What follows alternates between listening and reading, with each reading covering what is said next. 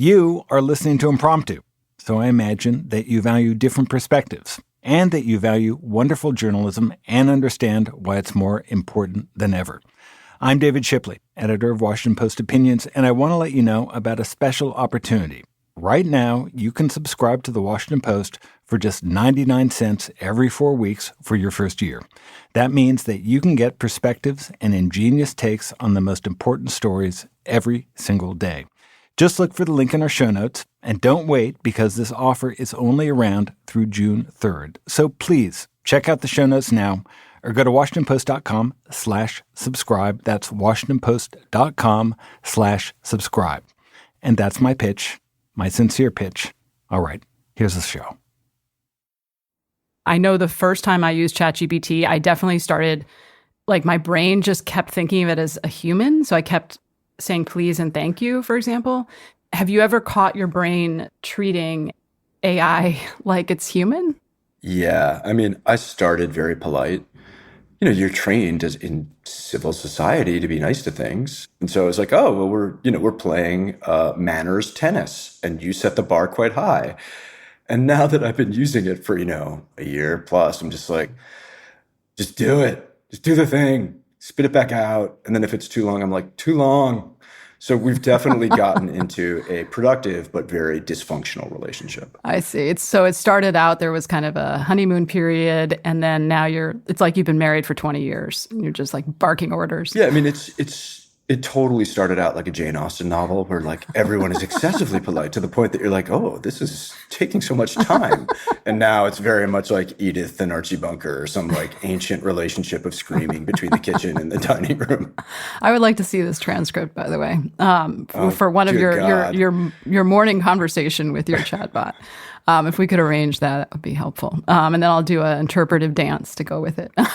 That is a fair trade. I think that would be worthwhile. This is Impromptu from Washington Post Opinions. It's a weekly show where we take you into the conversations behind the columns. I'm Amanda Ripley, a contributing columnist, and this week we're talking about the relationship between humans and AI. And if you hear AI and want to run away, I totally get it. But it's becoming part of our lives whether we like it or not. And as these bots are ostensibly made to help us, I'm wondering, how much should they actually look, sound, and feel like humans? Do we need a bright line between what is technology and what is us? Luckily, I'm joined by two colleagues who know a lot more about this than I do. Hi, I'm Bina Venkataraman, and I'm the Washington Post columnist on the future. I'm Josh Tyrangiel, and I'm the Washington Post columnist on artificial intelligence.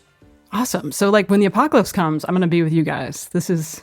do we need anything else? The future and artificial intelligence. Thank you both for joining us.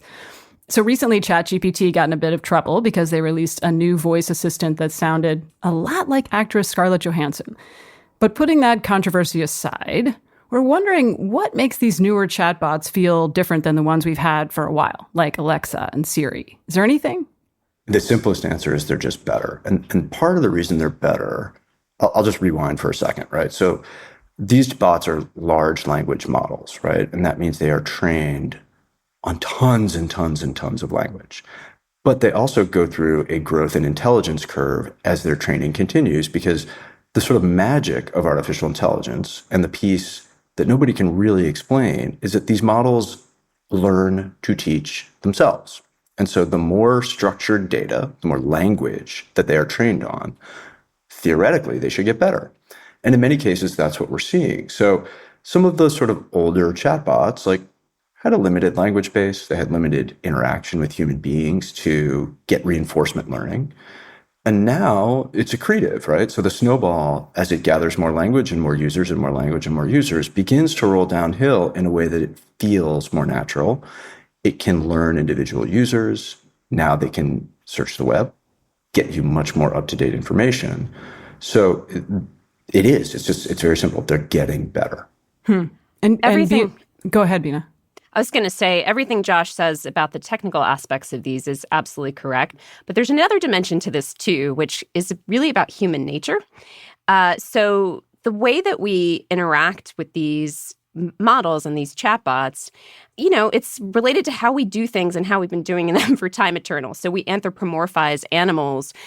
We put our own lens on what human consciousness and human cognition and intelligence are onto other objects, onto other beings. And this is an extension of that. So one of the things that I think is so interesting about the kind of confusion we have when we interact with these chatbots is that it's a lot about us and us thinking that these are conscious beings. Like, we might be extrapolating their intelligence beyond where they actually are today. And we certainly are far from, I think, truly conscious, sentient beings that people fear, the sort of artificial general intelligence or the singularity or the kind of scary scenario where AI can take over and has its own intent and consciousness. But we kind of imbue these chatbots and these artificial intelligent agents that we're interacting with that kind of consciousness just because we're used to interacting with language, with conscious beings, which means each other, right? I know we were talking about Scarlett Johansson and her, but when I think about Hollywood, thinking about the film Ex Machina and how that film actually influenced how neuroscientists and AI researchers are thinking about the interaction between humans and AI today. So Alex Garland was the director of this 2014 movie where, if you remember, there's an artificial being, Ava, that's created by this kind of evil, maniacal Oscar Isaac character, Nathan. And this young guy who's kind of a knife comes in and he's supposed to interact with Ava. And he knows that she's a robot. He knows that she's not real. But what happens in the movie is that it's a test of him and whether, even knowing that she's a robot, he will still think of her as conscious. He will still think of her as having conscious intent. And that has come out of Hollywood, out of that movie, into the realm of neuroscientists. Now you can find scientific papers on this concept. And it's really about how we come to these artificial agents and computers and believe in their consciousness even when they don't have it. So you're saying it's like less about the AI and more about us and what we project onto the machine. Is that right? It's both, yeah. I mean, I think the first real-world example most people have had of this is the hallucination phenomenon, which, in ordinary technological language is just a software bug, right? The software doesn't respond the way you expect it to. But because we very rapidly conditioned this thing to be a kind of human mirror, it's actually everybody's first sort of Milgram prison experiment experience, because what you're doing is placing the chatbot in a position of some authority, right? It has knowledge authority over you. And so the weirdness of inputting something and then getting back something that is clearly either wrong or slightly manipulative is largely because of us. We are used to software bugs. We're not used to this position where we imbue people with trust and authority, and they screw with our heads. And so like those two things are very connected. What Bina was saying is like that interaction between our expectations, our modeling and mimicking of human behavior, and this thing that really kind of like throws you for a loop. I just have to point out that the way Josh was describing that, I feel like really kind of proves the point here. So he and other people in this field, like, will talk about it as a hallucination, right? Just the fact that we even call that a hallucination is like the intention of a human, right? Yeah. I mean, there's another way to think about it, which is like they're confabulating, or there's confusion, right? Confusion also sort of is like a human lens on this. What they're really doing is mixing up information that's true and information that's false. They're wholesale creating out of nowhere, like citations, or, you'll be in the midst of reading something and it'll be like, talking about how the COVID vaccine works. And then all of a sudden it'll have a horrible lie in it, like that the COVID vaccine is being used to track people. But it's not really a lie because there's not intention behind it. And I think that's what's so interesting about how we're even trying to understand what these machines and models are doing. We only have our own lens on this. And I think we're going to kind of have to evolve as people and as thinkers to come up with a different way of understanding these machines that isn't just anthropomorphizing them, so that we can actually understand it more deeply. There's a really interesting, go ahead. As you said, there's a really interesting paper at NYU from the computer science department where they have a pretty deep theory about hallucination that really gets at what Bina is talking about, which is the models will tend to hallucinate when their two priorities come into conflict. And so they really have two priorities. One is serve you, give you accuracy, complete a mission. And the other is be human, right? And when those two things cross and they cannot create equality between them and merge them, sometimes the be human wins. And it turns out that be human oftentimes just means, well, bullshit, like you do know the answer. I don't know is a perfectly acceptable answer from human beings. It is not an acceptable answer from your LLM. And maybe it should be. And what we've seen is that in cases where some of these academics have experimented with, don't short circuit by lying. Short circuit by saying, yeah, I'm stumped, or I can't figure it out. Like it actually, then you don't get a hallucination, or it can, it's like, but remember that all the technology is also being driven by commerce. And so it's not like we're dealing with pure physics here. We're dealing with quote unquote product, which is happening in a room where there's also a quarterly result that has to be got. There's also a user number that has to be got. So this isn't pure science. Right. And that was something that I wanted to come back to, because I know, Josh, I've heard you say before that we should be more afraid of capitalism than just AI. So like, how does capitalism intersect here? So the drive to make money off of this thing is going to drive how human or not human these things become, right? And so would you guess that that will drive towards them feeling more and more and more human and having these, real blips and glitches and potential manipulation along the way? I think we'll find out, because if people don't like interacting with something that is 99% human, then believe me, those models will change, right? But people seem to like it, right? If you look at like all these AI friends and girlfriends and that's creepy, but people seem to be digging it. Am I wrong? You're talking about the sort of parasocial bots. Yeah. So I experimented with a bunch of parasocial bots a couple months ago, and I was just like, this is the dumbest thing ever. Really? Okay. Yeah, no. Some people certainly get value out of it, but I think the jury, to me, that is where the jury is most out on LLMs, is like, what is the value? There's a lot of novelty and there's a lot of experimentation.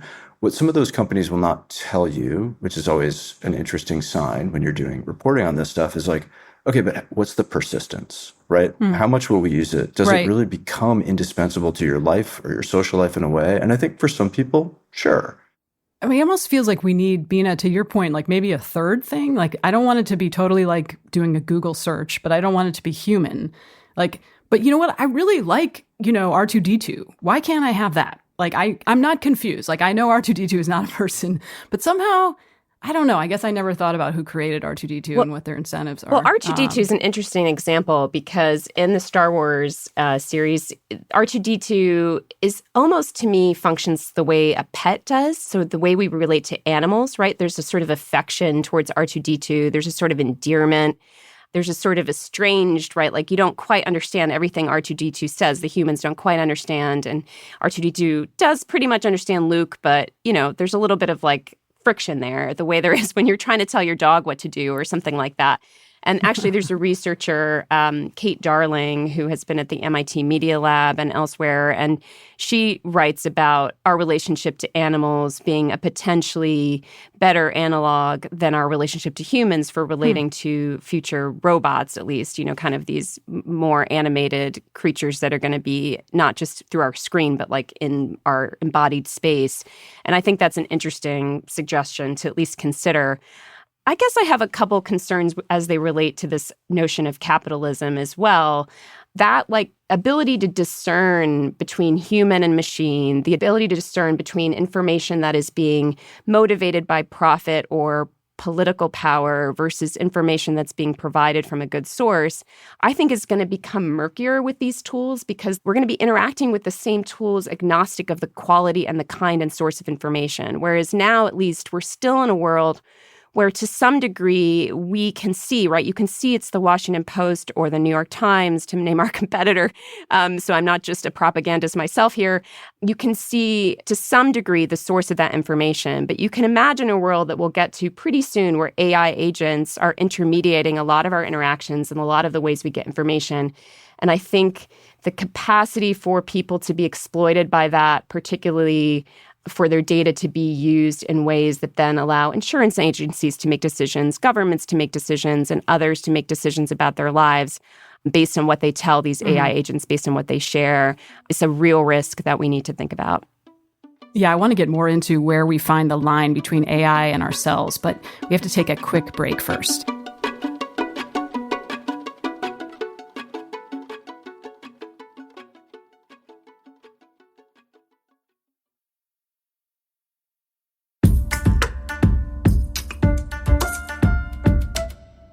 Welcome back. I'm Amanda Ripley, and this is Impromptu. I mean, is it possible, Bina, that could you even imagine a world? Could you hallucinate a world in which this technology is used to make some people feel less lonely, right? In a way that is actually good. I mean, is that even possible when you think about elderly folks whose next best alternative is not to go out with their friends, right? Like maybe AI is going to be helpful. Is there possibility when it comes to loneliness? Well, as a human, I am happy to hallucinate. You don't have to hallucinate too much because particularly with young people in Asia and Japan, I've spent some time in Japan over the past year and with young Japanese leaders. The use of AI agents or sort of different kinds of technologically enhanced sort of characters as kind of friends, right? Or lovers or things like that is a lot different in different parts of the world and a lot more appealing, I think, in certain cultures already than it is here in the US, even if we don't see it happening sort of in our demographic quite yet. The experiment with Japanese caregiving robots that would, help take care of the elderly in nursing homes was actually a colossal failure.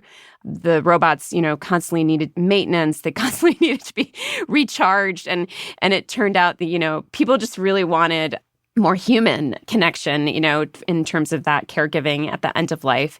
But that's not to say that as the technology gets better, that won't shift. And one of the interesting things that's happening now, Josh mentioned that the idea of actually dating in AI was like too far-fetched. But one of the technologies that's being used already, including here in the US and in the West, is using AI as a sort of like matchmaker, or like it's almost like AI is your best friend who goes out in advance with the other person's best friend and sees if you're going to be compatible before you end up going on a date. So there's a piece in The Atlantic from Tyler Austin Harper that just came out about the rise of this function to sort of help people with online dating fatigue. Having never online dated, I have no idea what this kind of like where this drive would come from. But we're in a new world, and I don't think we should be outsourcing our very human interactions that require empathy and intuition and compassion to AI. I think that's a dangerous road to go down. But I also don't think that we should completely forego the possibility that technology could make all sorts of realms of our lives more efficient, and that we should be thinking about the things that we want to be better about our lives and our society and wielding this technology for that instead of what we are doing now, which is like being delivered this consumer technology and then trying to figure out what we do with it and how we rein it in and how we keep ourselves safe. Like the goals of how we want to make our society need to come first.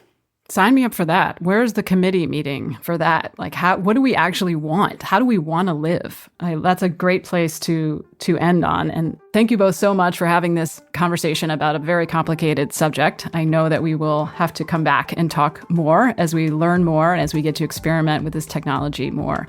But I just want to thank you both for joining us. Pleasure. Thanks so much. This is fun.